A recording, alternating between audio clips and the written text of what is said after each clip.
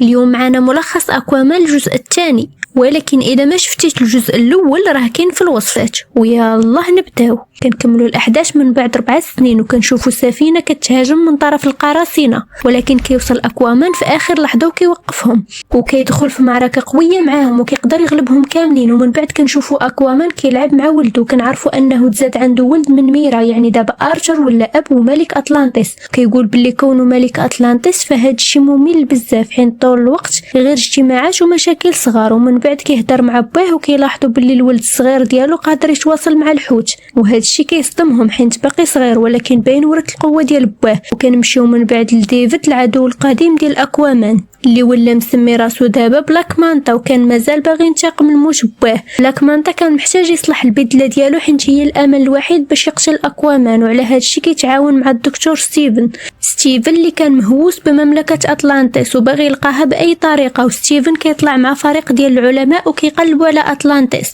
كيوصلوا لنقطه معينه وكيكتشفوا انهم وصلوا لمنطقه زلازل وما كيلحقوش يهربوا. كيوقع زلزال فعلا ولكن كيقدروا ينجوا وكيهبطوا تحت الارض، وكيبان لهم وحش شكله غريب، وهذا الوحش كيهجم على واحد من العلماء وكيجرو بعيد. وستيفن كيتواصل مباشرة ببلاك مانتا باش يجي لعنده، وفعلا كيوصل بلاك مانتا ورجالو لعند دكتور ستيفن وكيكملوا البحث ديالهم وكيقلبوا على أطلانتس وكيكتشفوا بلاصة قديمة كتبان باللي كانت مقر قديم ديال أطلانتس، وكيلقاو فيها كائنات مجمدة وكيهبطوا لبحيرة كبيرة باش يستكشفوا البلاصة مزيان حيت ممكن يلقاو شي حاجة هنا اللي تفيدهم. وملي كانوا كيقلبوا فجأة كيرجع الوحش وكيهجم عليهم، ولكن بلاك مانتا كيتخبى من الوحش وكيكتشف ترايدنت مهرس في المحيط، كيشد السلاح وكيلاقيه مع بعضياته. وفجأة كتجيه رؤية ديال مخلوق مرعب، والمخلوق كيقول ليه أنا نعاونك تنتقم من أكوامان ولكن في المقابل خاصك تحررني. وملي كيفيق بلاك مانتا من الرؤية وهو شاد سلاح ترايدنت في ايده عينيه كيضويو بالخضر وكيحس بقوة جديدة دخلات فيه. ومن بعد 5 شهور الأخبار كتهضر على مشكلة الاحتباس الحراري واللي بسببها ولا كاين ارتفاع في درجة حرارة الأرض. وميرا كتفيق آرثر حيت كاين اجتماع طارئ في المملكة، وكيمشي آرثر للاجتماع ديال المجلس، والمجلس كيهضر على مشكلة الاحتباس الحراري اللي كتدمر العالم. والمجلس كيقولوا انهم باغيين يهاجموا الارض حيت البشر كيدمروا البيئة وهذا الشيء كيأثر علينا، ولكن آرثر كيرفض هذا الاقتراح. كيقول اساسا البشر ما عارفينش باللي حنا كاينين وهما ما عارفينش باللي كيضرونا، وانا كنقول اننا نشوفوا حل وسط. وكيقترح انهم يتواصلوا مع البشر ويعرفوهم بوجود مملكة أطلانتس، والعلماء ديالنا يتعاونوا مع علماء البشر باش يحلوا مشكلة الاحتباس الحراري حيت التكنولوجيا عند البشر دابا متقدمة بزاف. ولكن المجلس كامل كيرفض الفكرة ديالو، كيقولوا ليه بالله الا كشفوا راسهم البشر راه غير باش يدمروهم ماشي باش يتعاونوا معاهم. وهنا كيسالي الاجتماع وكنرجعوا لبلاك مانتا اللي كان في وسط البحر صايق مركبة كبيرة ومعاه ستيفن وفريق ديال العلماء. وبفضل ترايدنت اللي عنده قدر يلقى أجهزة سميتها أوراكا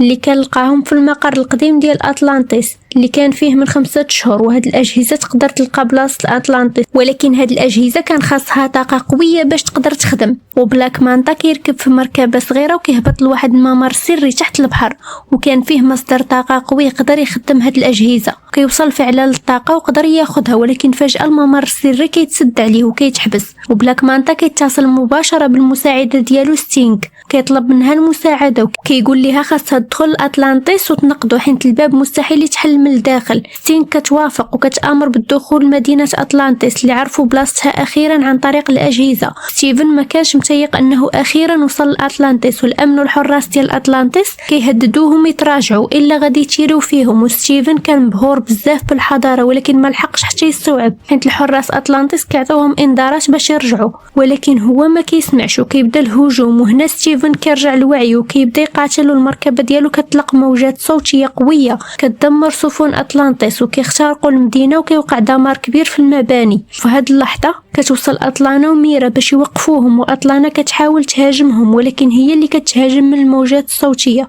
وكتفقد الوعي. وميرا كتشوفها وكتعصب من داكشي اللي وقع ليها وكتتبع مركبة بلاك مانتا وكتقدر تهرس الزاج ديال المركبة وكانت قريبة تقتلو، ولكن بلاك مانتا هاجمها بليزر احمر كتصاب وكطيح حتى هي فاقده الوعي. وكيكون غادي يكمل عليها بالترايدنت ولكن كيوصل اكوامان وكيهجم عليه مباشره. في هذا الوقت ستيفن كينبهو كيقول له خاصو يهرب حيت أطلانتس كامله غادي تهاجمهم، ولكن بلاك مانتا ما كيسمعش الكلام ولا واثق بزاف في القوه ديالو. ويقدر يواجههم. كيضرب الليزر على قطار عامر بالسكان أطلانتيس باش يشغل أكوامان وما يتبعوش، وفعلا أكوامان كيضطر يرقد الناس قبل ما يتبعوه، من بعد كينطلق وراه. ولكن بلاك مانتا كيهاجموا بموجات صوتية قوية وكيطيحوا مغمى عليه، وكيستغل الفرصة ويسرق معدات من أطلانتيس وكيهرب. وفي اليوم اللي من بعد كيتجمع مجلس أطلانتيس وكيبداو يلوموا أكوامان على داكشي اللي وقع، وكيقولوا ليه ما يستاهلش يكون ملك، هو أساسا كيدوز وقته كامل في الأرض ماشي معانا، حيت ما قدرش يحمي حتى عائلته، فكيفاش غادي يحمي المملكه.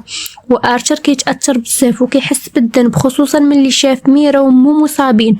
من بعد كيتجمع مع اطلانا والملك نيريوس وكيبداو يفكروا في حل، وكيهضروا على الاسلحه اللي مع بلاك مانتا وكيفاش يقدروا يتغلبوا عليه. واطلانا كتقول باللي السلاح اللي عند بلاك مانتا خطير بزاف وهو السبب في الاحتباس الحراري، الا ما تحركناش بالزربه غادي يدمر البيئه اكثر. ارثر كيسمع هذا الكلام وكيبان عليه القلق، وكيقترح فكره اللي كانت صادمه شويه. قال لهم خاصنا نمشيو نخرجوا اورم من الحبس باش يعاوننا، ولكن المشكله ان اورم محبوس في المملكه ما تابعش لمملكه اطلانتيس. وارثر كيقول باللي غادي يهربوه غير باش يعاونهم ويعاودوا يرجعوه. واطلانا ونيريوس كانوا رافضين هاد الفكره في الاول حيت اورم كان عدو خطير، ولكن من بعد كيضطروا يوافقوا حيت ما كاين حتى حل اخر. ونيريوس كيعطي الاكوامان بدله خاصه كتخليه يختفي طول ما هو لابسها، والاخطبوط تشوبو حتى هو غيكون معاه باش يبقى على تواصل معاهم عن طريقه. وهذا الاخطبوط حتى هو خفي. وكنمشيو مباشره للسجن وكنشوفوا اورم في حاله خايبه بزاف، ضعيف، والحراس كيعطوه ماكله قليله غير باش يبقى حي.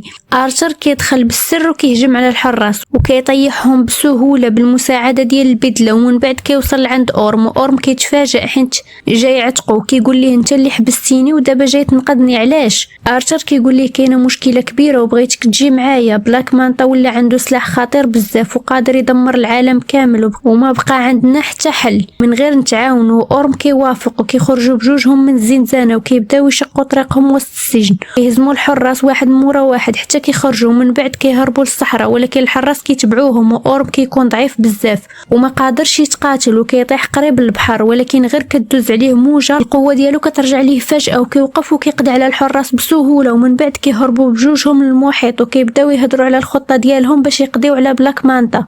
بينما ستيفن اكتشف ان الاسلحه اللي عندهم خطيره بزاف وممكن تكون اخطر اسلحه اللي دازت في تاريخ الارض، ويمكن بكل سهوله تدمر الارض كامله الا استخدمات. ولكن بلاك مانتا ما مهتمش، الانتقام عماه وعايش غير باش يقتل اكوامان. ارثر واورم كيوصلوا لمملكه اخرى، كيتلاقاو واحد الشخص سميتو كينغ فيش وكيسولوه على بلاصه بلاك مانتا. وهما سولوه هو بالذات حيت كينغ فيش عارف اخبار القراصنه والمرتزقه اللي في الماء كاملين، لكن كينغ فيش ما كيبغيش يعاونهم. كيقول لهم انا غنقول لكم بلاصتو ولكن بغيت خدمه في المقابل. ولكن اكوامان ما كتعجبوش طريقه كينغ فيش في الهضره، كيقول ليه قول لي على بلاصتو ولا غنريب هاد البلاصه فوق مخك. ولكن هو كيستهزأ بيهم. وهنا اورم وارثر كيضطروا يهجموا عليهم وبدات المعركه، وارثر واورم كيقدروا يتغلبوا عليهم بكل سهوله. ومشى ارثر عند كينغ فيش وبدا يستجوبوا. كينغ فيش كيخاف وكيضطر يهضر وكيقول لهم على بلاصه بلاك مانتا. ومن بعد ما ارثر واورم خداو المعلومات اللي محتاجينها كيمشيو من ديك البلاصه وكينطلقوا في السفر ديالهم وكيمشيو في المحيط حتى كيوصلوا لواحد الجزيره. وهاد الجزيره هي اللي كان فيها مقر بلاك مانتا وكاع الابحاث ديالو. هاد الجزيره كانت غريبه بزاف، كلشي فيها كبير، الحشرات، النمل، كلشي كبير على العادي. ونمل عملاق كيشوف ارثر واورم وكيتبعوهم حيت هما ناس غراب على المنطقه، ولكن كيهربوا كيوصلوا للحافه وكيشوفوا تمثال كبير قدامهم. وارثر كيطيحوا وكيستعملوه بحال القنطره باش يدوزوا، وملي وصلوا للناحيه الثانيه دمروا التمثال باش النمل ما يتبعهمش. بينما ستيفن كيمشي لغرفه بلاك مانتا باش يهضر معاه وما كيلقاش، وكيشوف قدامه سلاح ترايدنت وكيجيه الفضول وكيشد سلاح وكيجمعوا مع بعضياته. وكيشوف رؤيه للوحش المخيف اللي اتفق مع بلاك مانتا، وكيشوف الدمار والخراب اللي غيوقع في الارض الى هاد الوحش تحرر. كيقول بلاك مانتا ما تثقش في هاد الوحش، ولكن بلاك مانتا دابا ولا عامر بالغضب والكراهيه وغيدير المستحيل باش يقتل اكوامان. وكيهدد ستيفن وكيقول ليه ما تدخلش في شي حاجه ما كتخصكش. وكنمشيو لأورم وأكوامان اللي كيوصلوا لمقر بلاك مانتا السري وكيضربوا رجال الأمن وكيتحركوا حتى كيوصلوا لغرفة التحكم، وتما كيلقاو مواد الطاقة اللي تسرقات من أطلانتيس. وفجأة كيدخل عليهم ستيفن وهو رافع يديه كيقول لهم أنا مستسلم، وكيبدا يشرح لهم باللي هو من الأول كان باغي غير يشوف أطلانتيس، ولكن دابا فهم باللي بلاك مانتا شخص خطير ومهووس وباغي يدمر العالم وباغي يستخدم الأجهزة اللي سرقها باش يدمر أطلانتيس. ستيفن كيطلب منهم ينضم ليهم باش يعاونهم يوقفوه، وآرثر وأورم كيشوفوا في بعضياتهم وكيوافقوا، ولكن كيطلبوا منه يقول لهم السر ديال القوة اللي عند بلاك مانتا.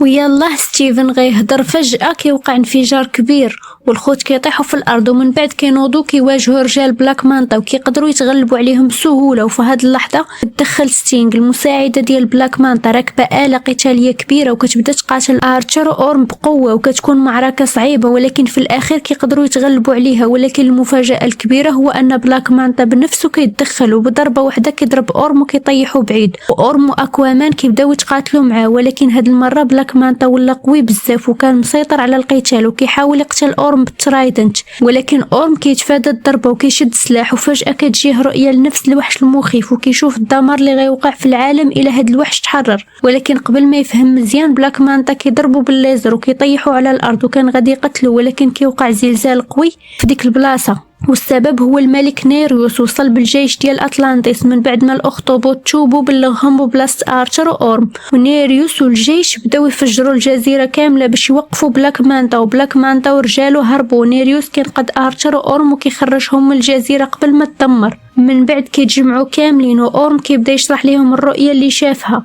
ملي شد الترايدنت ديال بلاك مانتا، وكيقول لهم انا متاكد باللي شفت رؤيه المملكه السابعه المفقوده اللي كانت في واحد النهار جزء من أطلانتيس. وسلاح الترايدنت اللي عند بلاك مانتا اساسا كان ديال واحد الحاكم قديم سميتو كورداكس، وهاد كورداكس هو خو الملك إدلن. كورداكس كان باغي يحكم المملكه السابعه ولكن تصاب بجنون العظمه واستعمل السحر الاسود، وهذا الشيء خلى المملكه ديالو تلعن ويتحول هو والشعب ديالو الوحوش. ومن بعد ما ولا كورداكس غارق في السحر الاسود بدا كيشكل خطر كبير على باقي الممالك. الملك إدلن حاول يقنعه يرجع لعقله ويوقف هذا الجنون، ولكن كورداكس رفض، وهنا اندلعت حرب كبيره بيناتهم.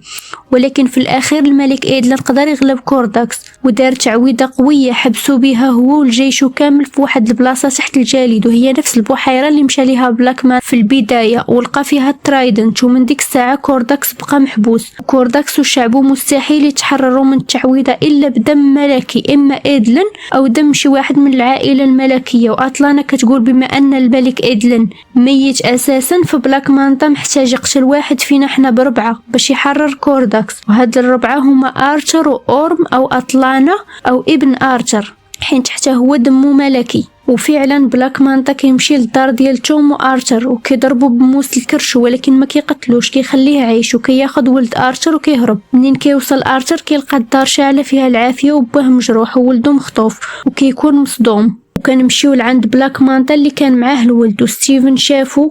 هنا أكوامان كينفجر بالغضب وكان باغي يرجع ولده بأي طريقة، وستيفن كيقرر يعاون أكوامان حيت ما موافقش على تصرفات بلاك مانتا، وكيصيفط رسالة سرية لأطلانتيس وكيعطيهم البلاصة اللي غادي يمشيو ليها بلاك مانتا وهي القطب الجنوبي. وآرثر وأورم كيتوصلوا بالإشارة وكيقرروا يتحركوا لتما، وأطلانا كتفرح حيت ولادها أخيرا ولاو كيتعاونوا بجوجهم. وآرثر كيرفع الترايدنت ديالو وكيستعمل القوة ديالو باش يسيطر على الحوت كامل ويخليه في صف، وكيجمع جيش كامل منهم وكيخليهم يهجموا على سفينة بلاك مانتا. كيقدر الحوت يدمر السفينة والطاقم كامل كيغرق، ولكن بلاك مانتا وستيفن وولد آرثر كانوا في سفينة صغيرة وغادي المملكة السابعة المفقودة. وبلاك مانتا كيوصل المملكة السابعة اللي فيها كورداكس محبوس، وأكوامان والجيش ديالو كانوا جايين من وراهم. ولكن بلاك مانتا حرر الوحوش ديال كورداكس اللي كيهجموا مباشرة على جيش أطلانتيس، ولكن جيش أطلانتيس اللي جابوا أكوامان كان قوي وقادر يتغلب عليهم وكيقاتلهم بقوة.